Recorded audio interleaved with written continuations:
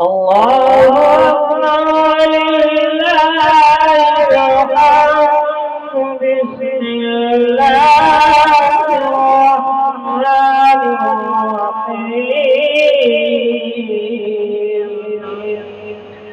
وقال فرعون ذروني أقتل موسى إني أخاف أن يبدل دينكم وفي الأرض الفساد وقال موسى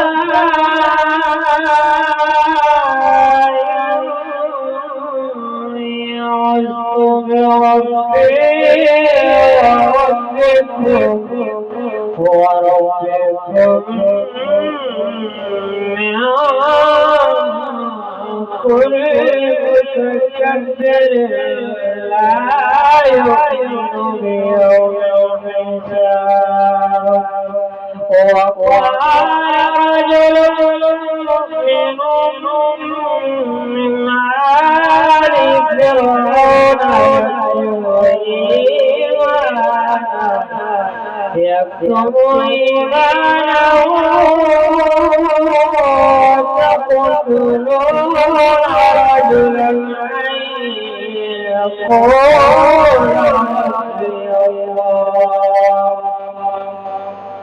ربي الله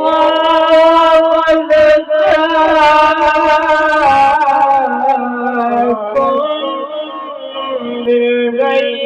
بالبينات من ربكم وإن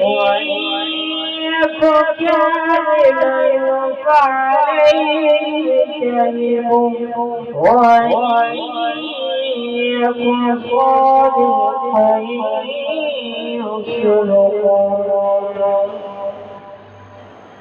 يصبكم بعض الذي يعدكم من الله لا يهدي من هو مسرف كذاب يا قوم لكم الملك اليوم ظاهرين في الأرض فمن ينصرنا من بأس الله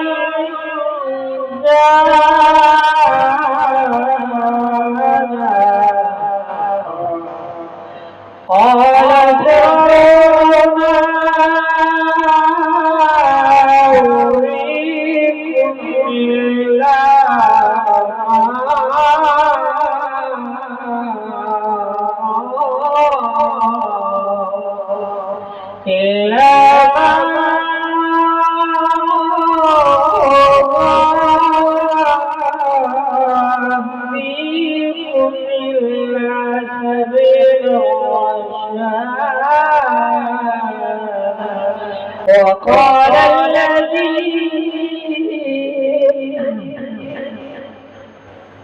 وقال الذي آمن يا قوم إني أخاف عليكم